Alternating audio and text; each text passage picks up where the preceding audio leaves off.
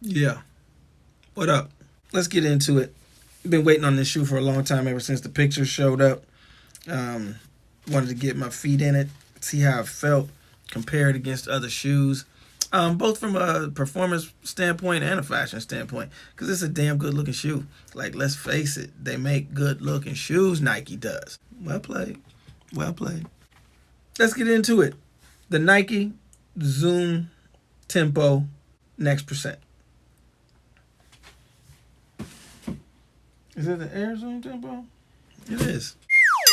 The Nike Air Zoom Tempo Next Percent. So, the obvious thing is the huge, massive air bubbles.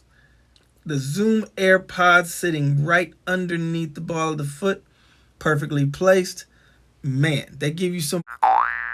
They absolutely bounce you as soon as you put the shoe on. Now, we'll go into the particulars. I'll talk about the fashion last. Let's talk about the performance first. You've got a huge chunk of React sitting right here on the heel that rolls into the Zoom X foam, which has a cutout for the AirPods on both sides. Got a red pod on the outside, or a kind of magenta berry pod on the outside. Changes colors on the inside to more blue pod, turquoise pod, if you will. It's a good look. Highly functional. As soon as you throw them on, man, you start bouncing, that's for sure. The outsole, heavy duty. Like, the lugs are great. It's some kind of rubber compound. I see a lot of people saying how quickly it wears away, but really, I mean, that's major running on concrete. I run mostly on track. So I say this is going to last a pretty good amount of time for me. But you see that it's missing here in the middle and then goes straight to the heel traction.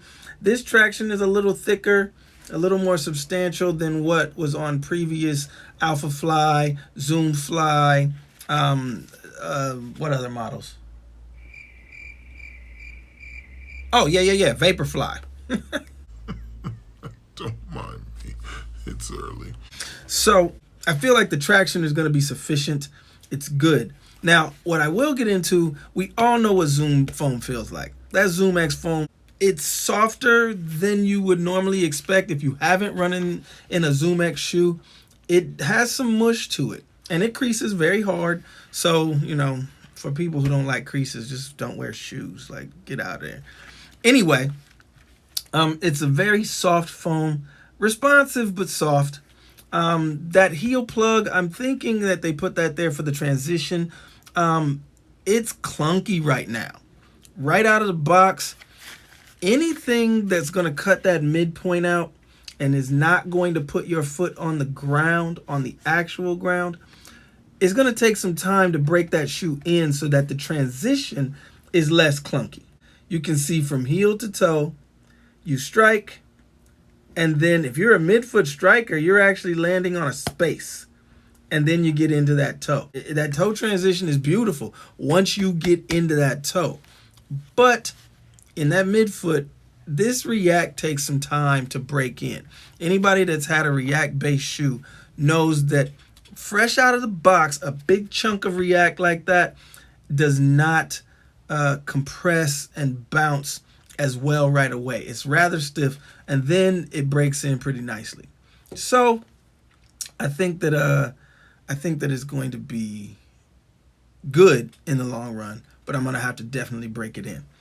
There's some different things about this shoe fit-wise that caught me off guard a little bit.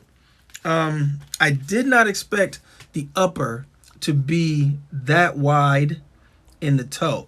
Now, it's Atom knit into a little more traditional fly knit on the tongue. So the lockdown in the mid is great. You can actually see right through it there.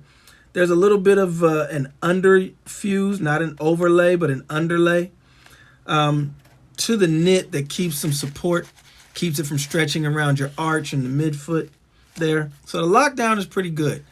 Again, when laces go through the knit, I don't always see that it's super functional because it's pulling directly on the material and not necessarily an eye stay.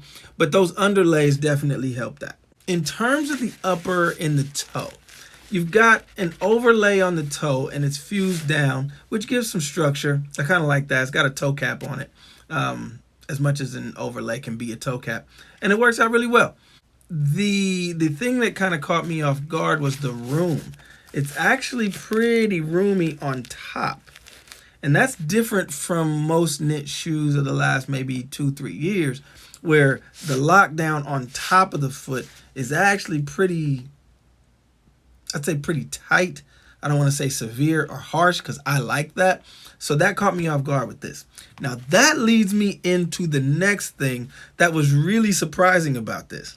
I go to try and adjust the insole or maybe put one of my TPE based insoles in.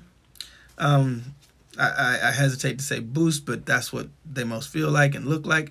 So I've got aftermarket Boost insoles that I love to put in. A little bit of extra bounce, fills out the shoe without making it too thick.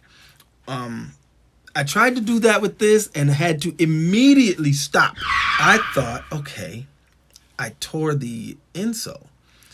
It's glued down, but most times, you know, when you glue something down, when the glue kind of breaks away, you just give it a little bit of work and it'll come off. Or you know, sometimes you have to steam it even to loosen that glue.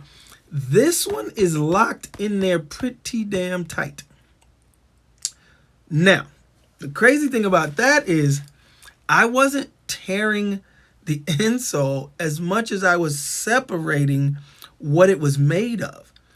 It's actually made of loose strips or regrind of Zoom X.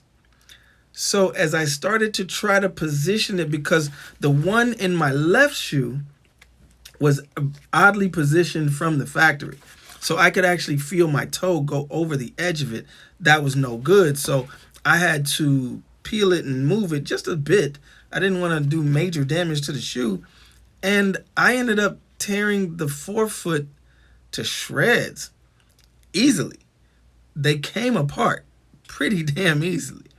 So I'm going to end up replacing the insole eventually anyway, but you should be aware of that. You try to position that thing's going to fall apart. I don't even know how they got it in the shoe to begin with because it's loose.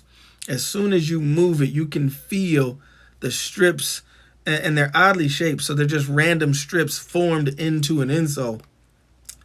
These pieces peel away right away, so I get the need to lock in if you're in a distance race.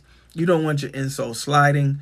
You don't want things happening on the run, but I'm really, really surprised that they made it that fragile for a training companion shoe. If this was the Alpha, I totally get that. But if this is supposed to be the training companion shoe, you got to know that people are going to want to swap insoles, customize it a little bit, customize the fit. Come on, Nike, you missed the point on that one. Missed the point on that one. However, the shoe feels amazing. Once I break that React heel in and that transition becomes a little bit smoother, I think I'm really going to like this shoe. Fresh out of the box, it's not as comfortable for me as the Brooks Hyperion Elite 2. That one, fresh out the box, had me rolling. Well made. It still has the same setup in terms of traction, but it has more on the ground even with the cushioning. That DNA foam that they have hits the ground with your stride. That gap, I can feel that in the transition. Again, I know that once that breaks down a little bit, I'm going to be just fine, and this is going to rock. Because once I was up on my toes, it was moving. Once I hit that midfoot and got to that big piece of rubber and those pods up in the front, I was cruising. Did some plyos yesterday, kept them on. It was great. So all in all, it's going to be fantastic. Fashion wise, this thing is dope. Like let's face it, the styling is never ever lost on Nike. They know how to sell you something beautiful and get you into a shoe that just does the damn thing. It's a hefty price tag for a non-runner. It's a hefty price tag for someone who's not going to put this shoe to work. And it's a hefty price tag for anybody who's into anything but Jordans and Yeezys. That's just the truth. If you're not running in this shoe, you're wasting the tech. You're kind of wasting your money. Put the shoe to work if you get it. Now, I'm still going to rock it. Fashion-wise, clean it up, put it on. I'm going to roll around in it all day today because it's a good-looking shoe. It really is. And I'm into trainers, so it suits me. But I'm also going to put this shoe to work. So I'll show you this one on foot. Dope shoe. For more technical reviews, hit up Ed Bud. That's my guy. I really like his technical reviews. I like how he presents the information and compares some of the shoes. Shouts out to Ed Bud. Shouts out to my OSD crew. Yeah, this was a good pickup. It's like I said, hefty price tag, but I think I'll pick up another one. I want to get the black because the shoe is nice. Okay, and to me, anyone that knows me, anyone that's heard me on OSD over the years knows that I liken Zoom to Boost. It's always been one of my favorites. I've got several double stack Zoom Air shoes sitting on the rack right now. This is a dream for me because it's one of my favorite cushionings. The Nike Air Zoom Tempo Next Percent. Dope shoe. I'll show it to you on foot. Peace.